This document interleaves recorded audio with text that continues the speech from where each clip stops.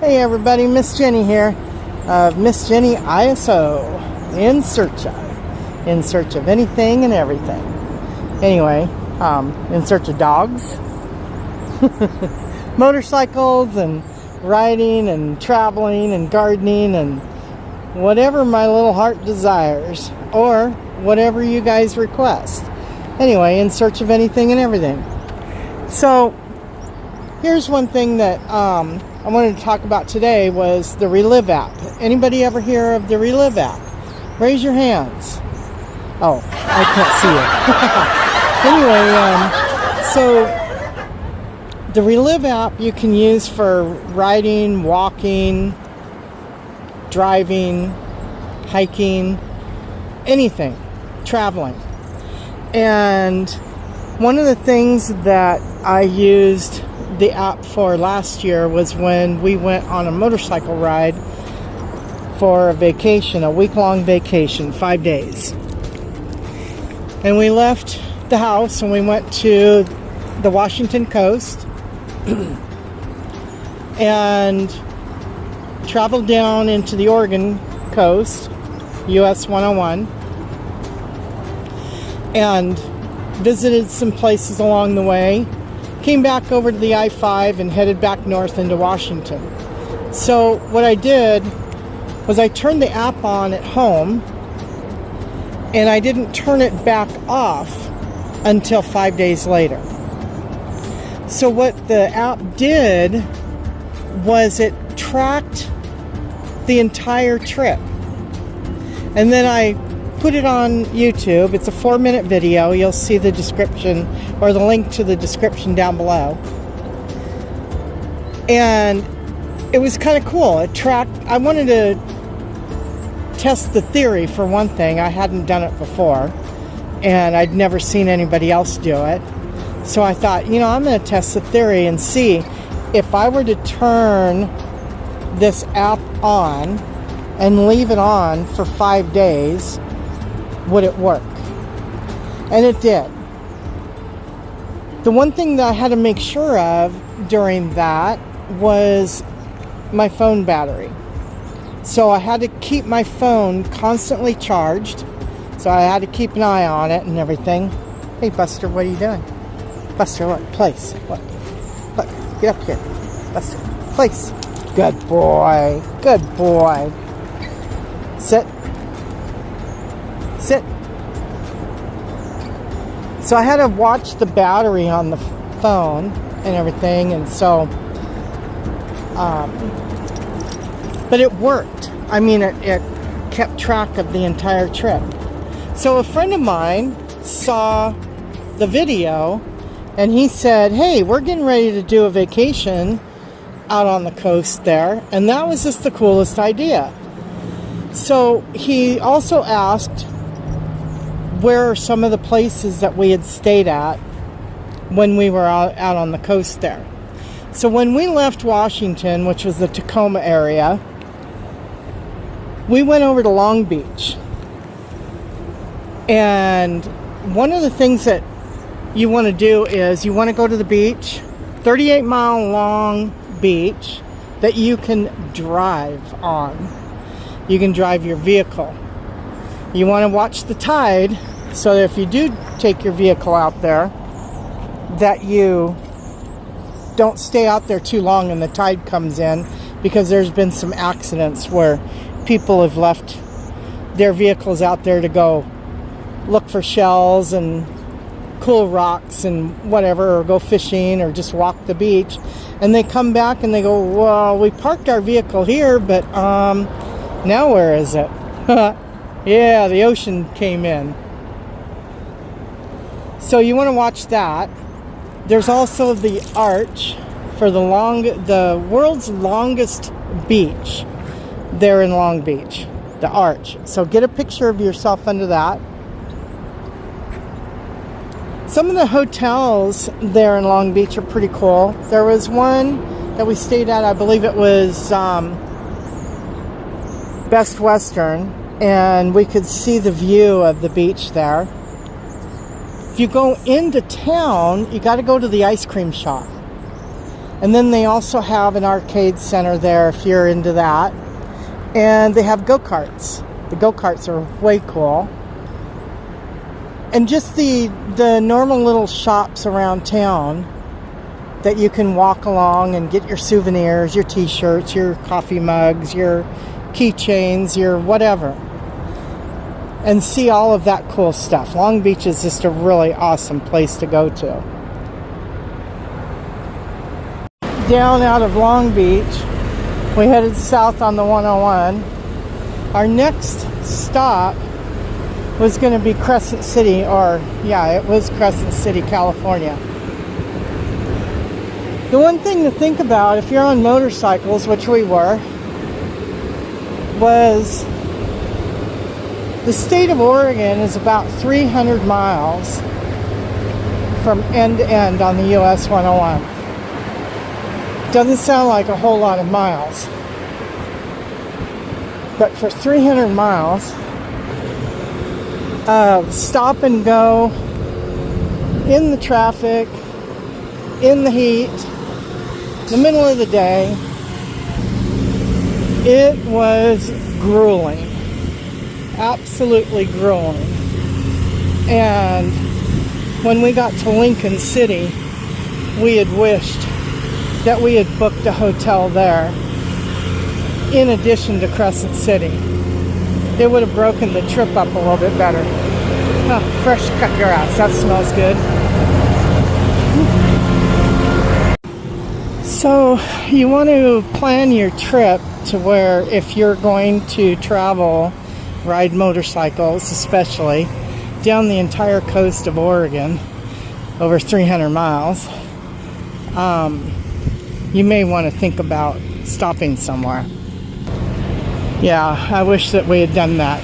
But anyway, in the meantime, some of the places you can stop and see one is Tillamook Ice Cream Factory. Tillamook ice cream, the best. You see it in the grocery stores and everything. But you can tour the entire facility. They make cheese there, ice cream, different kind of snacks. They also have a cafe, so you can sit and eat. They have RV parking, vehicle parking, motorcycle parking, just all kinds of things. Places where the kids can play, and free tasting of different cheeses and all. So check that one out. Down the road a little bit more is Sea Lion Caves. Parking isn't real motorcycle friendly, but if you can find a spot along the street, you can park there and then walk down the steps to the caves and see the different sea lions. So some of the other places to see along the way on the 101 is like Depot Bay.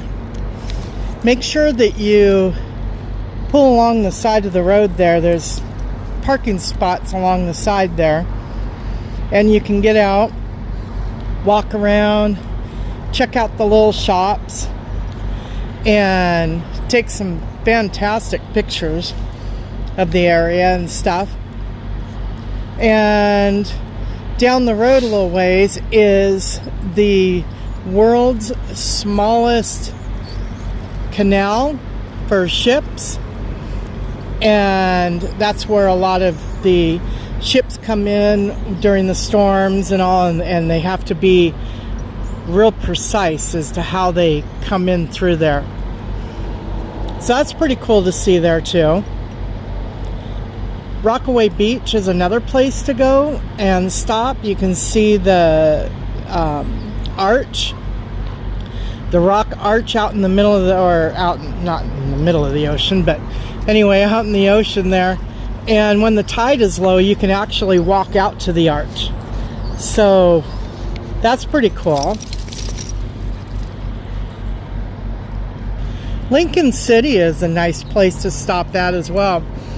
And that's a real good halfway point to stop at along the 101 and spend the night and whatever. But yeah, Lincoln City, Reedsport, you know, all those little towns and stuff. A lot of history along the US 101 there. When you get into the tall trees and stuff, they're basically the ponderosas and stuff before you get into the redwoods, all the pine and fir and stuff. There's a lot of fantastic pullouts. Good job, Buster. There's a lot of fantastic pullouts where you can take a break. You can actually walk down to the beach, or you can, you know, take a little hike down hills and whatever, and just take time. Sorry. Yeah, eating carrots and trying to talk at the same time doesn't work. Anyway, you can take breaks and all, and there's a lot of history along the pullouts there as well. Now down in Crescent City, there is a lighthouse out there, and there's actually a story behind it with my family. This lighthouse is the very first lighthouse Mom and Dad took my brother and I to. I was about 5 years old. My brother was probably about 3.5, 4 years old. And this was the first place we visited. Over here somewhere, and I'm going to try to reproduce the picture. Anyway, there's a rock over here somewhere that my mom and I were standing on. Somewhere about where that little road thing is. Anyway, we were standing over there, and Dad's taking a picture of Mom and I. Like I said, I was about 5 years old. And Dad says, "Don't move." And about then, a big wave came crashing up behind us. I'll have the picture in the video. But this is the lighthouse. Crescent City, California. When the tide comes in, you can't get to the lighthouse at all. You can only get to it when tide is out.